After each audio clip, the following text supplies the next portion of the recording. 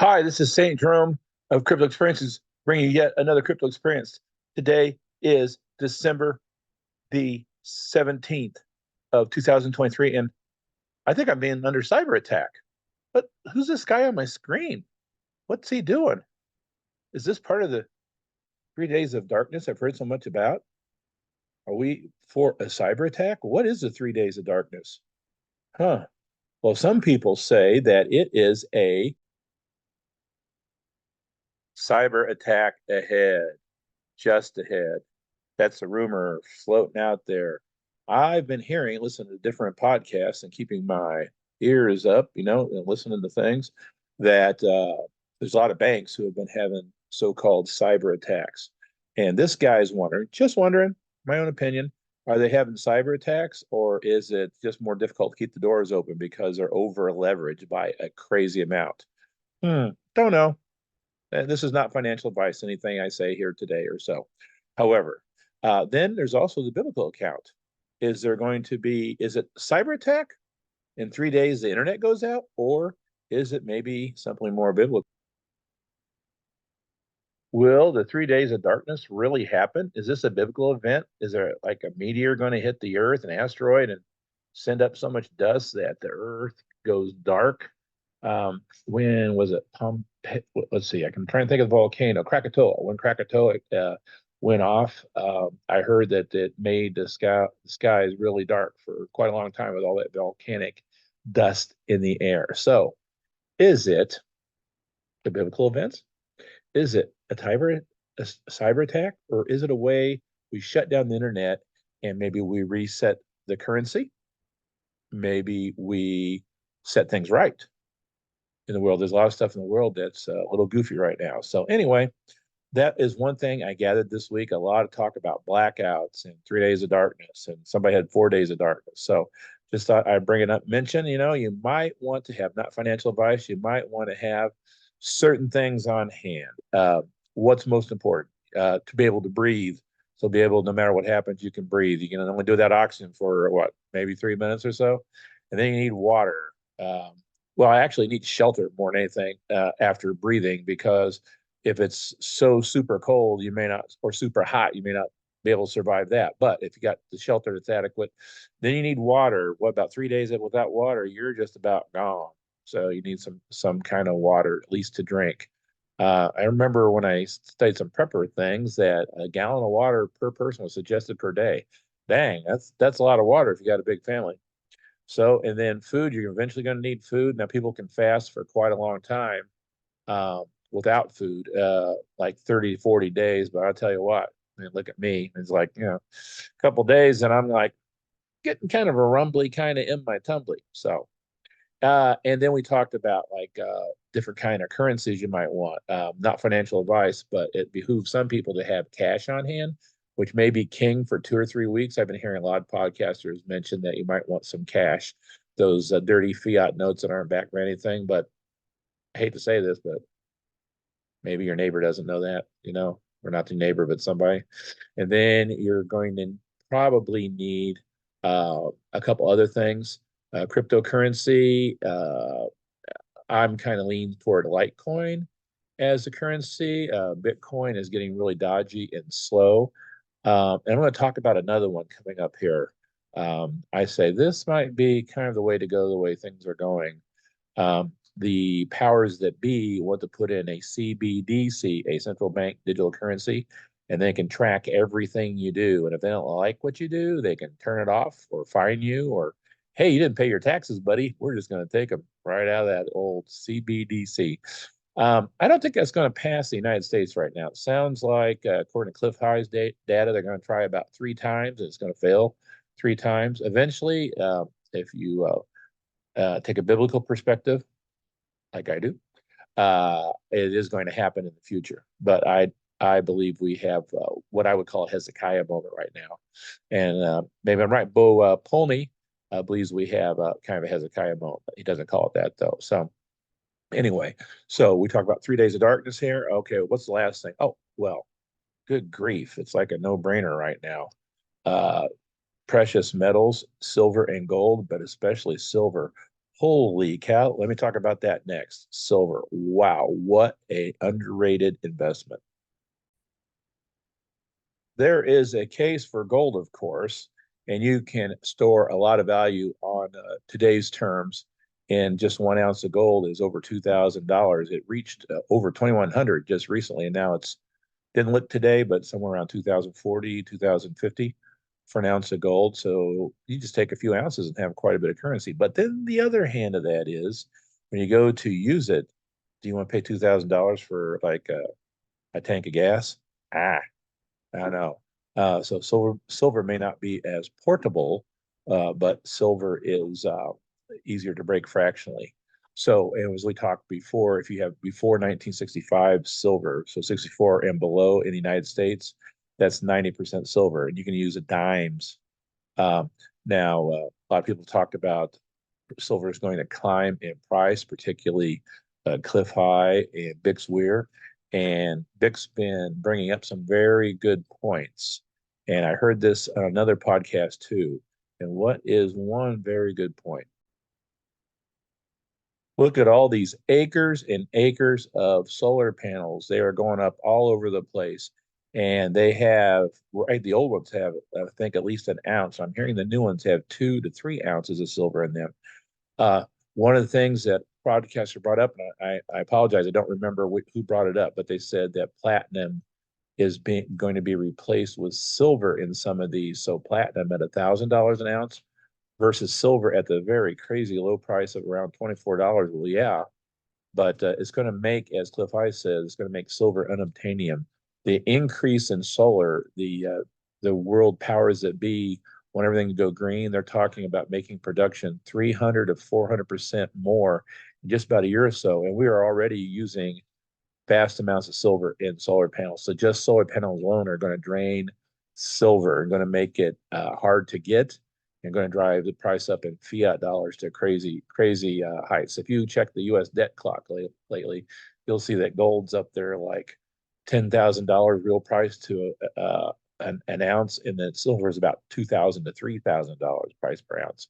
Wow! So a little investment now, $25 or so, could really pay off in the future. So yeah, solar panels use a lot of silver. So solar panels are going to eat up bars and bars and bars of silver. Whoa. I'm hearing that the COMEX and the LBMA are both running low on silver. The different dealers are talking about silver is getting low.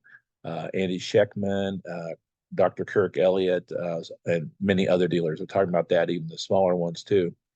Um, but in spite of that, at the moment, there's a lot of pre-1965 silver out there, but only a couple percent of the United States or of the world is aware of silver. More aware in India. Speaking of India, I just heard that India now has a precious metal exchange, I think especially silver. So that means that yeah, it's going to be in someone else's hands, and you're going to start seeing the price of silver go up as it's being fixed by another country in another exchange now. So pretty much now the COMEX and LBMA are the two big exchanges where everybody gets their silver in massive quantities. And as those go dry, little India can really drive the price up. So I picked this piece. It's silver, not filling with the coin, but it said it was silver. I thought Mahatma Gandhi would be a good representative of Indian silver. Not the best shape of that coin if you're a coin collector, but hey, it's silver, and silver is silver. Even though, like Bix Weir is a big proponent, and I'm getting that way too, where whatever country you're in, you want to have silver in your sovereign coin.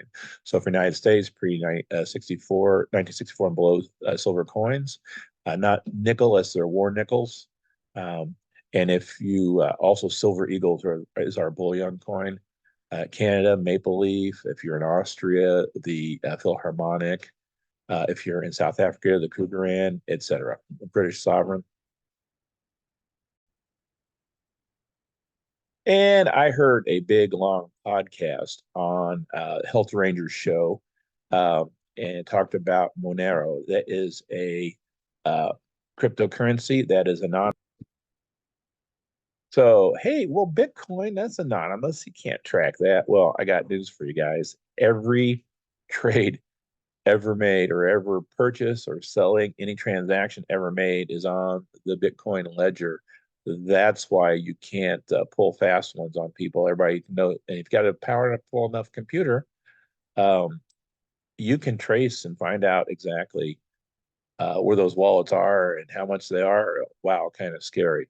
Litecoin, being a fork off Bitcoin, has the same feature that you can track it, but Litecoin does have a new um, way you go above when you're doing a transaction. You go above the regular blockchain, and you're on this layer up here that you can't tell where it comes from or where it's going, and boop, it arrives over there on the other side, and can't trace it. And it's called Mimblewimble.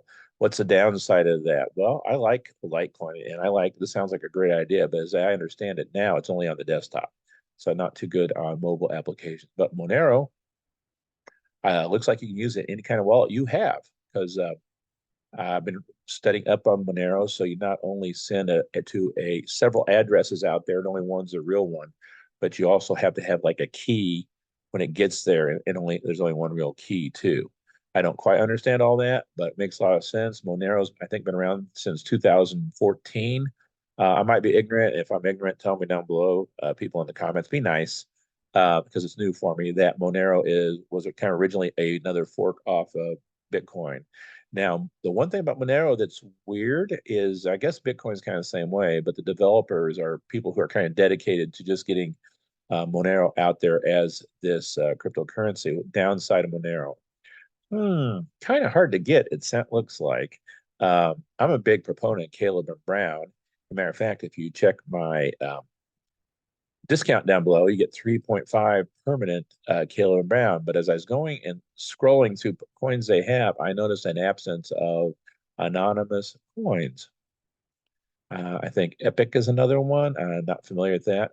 Litecoin's there, but like I said, you got to go through the Mimblewimble layer to get to that. But Monero is not listed. So they were saying on Health Ranger that Monero is listed. You can purchase it on Kraken. I am not too familiar with Kraken. My exchanges have been pretty much Coinbase in the past. Haven't used Coinbase lately. I fell out of faith with Coinbase, and then I've been using Strike app, discount code below, and Olive as of late. I've experimented with some Cake wallet. It looks like they do have Monero too. So I don't know too much about Cake. I do have it downloaded though, so I need to try that out. So anyway, so Monero is a good way if you're going cash first, not financial advice, and then you're into crypto and CBDCs are a thing. You might be a way to kind of protect your funds from being spied upon by prying eyes that really have no business how you're spending your money, Mr. Libertarian me says. And then also those precious metals. So, and I think the door is closing fast on precious metals for the real value. So, especially silver. And you don't want to get to the where it's unobtainium, where you just can't get silver at all. I mean, right now, a silver dime is just a couple bucks, and everybody probably like that. And that silver dime maybe how many times? That might be 100 times, no, 100 times, yeah, or so in the future. Wow, right? For one silver dime. As I close up this podcast, another I think advantage of Monero is that there is so much scamming going out there. Good grief! I heard that Ledger got hit once again on there. I didn't understand the attack exactly. It looks like someone made kind of a fake ledger information, and you couldn't hack on it. I got warned by Caleb and Brown and good old Snippy to don't get on any crypto for about 24 hours or so. So I stayed away from that, and you don't want to be in that kind of situation. So I wonder about the hacking of Monero itself. It looks like it's pretty safe. Like I said, about the downside I see is it's just there's not a lot of places to get to it, and then to have people to accept it. But it's a one way is like, what if I change Bitcoin into Monero? What if I bring Monero back into an Exodus wallet and exchange it back to something else? You're going to lose on percentages, but well, that's kind of difficult to know where that originally came from. So anyway, that was what I would bring you today. Look out for the silver, the blackouts people are talking about, banks failing. There's been more rumors of that.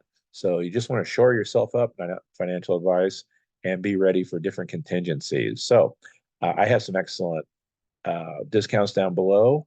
Caleb and Brown, if you invest $2,000, that you get your own personal broker, and you can go less than I think 500. You can do it yourself, and if you use my code, you get a permanent 3.5 discount whenever you use them. I've used their broker service a little bit, and they are fantastic. And they don't. I mean, when you do a small transaction, they hardly get anything, and yet you get a guy you can talk to and ask questions, and they are really fast to get back. I'm in the United States, and they're in Australia, and wow, they answer very quickly. And last little plug, we talk about the safety of wallets. I think the safest wallet out there, a lot of people are talking about just doing paper wallets or getting so disgusted with the different hacks. As far as I know, not financial advice, I do sell Ballet wallets, or you can get them through my code down below and get a discount. But the Ballet wallet doesn't have a flash drive, or it's not on your computer. So the Ballet wallet has a public code on the outside, and that's how you send funds to the wallet. And then it has a private key that's two parts. You have underneath the first sticker is half of as another QR code that's half your private key. Then down below it says verify wallet passphrase scratch off is the other half. Now I had these Ballet wallets for 3, 4, 5, about 5 years actually now, and I just recently sent anything for the first time. I did some ordinal, some NFTs of pictures, and worked like a charm. So you download the app on your phone to make this work, but you have no funds stored on your phone. The funds are all on the card. What's the downside? Don't lose the card. If you lose a card, you lost your funds. So you got to put your card in a safe space. And it's a little clunky if you want to actually use it in commerce on the road. It will work, but it's a lot easier. Of course, use like a cell phone and transfer. So anyway, thanks for watching. Once again, I'll try to get another video out within a week or so. Thank you very much.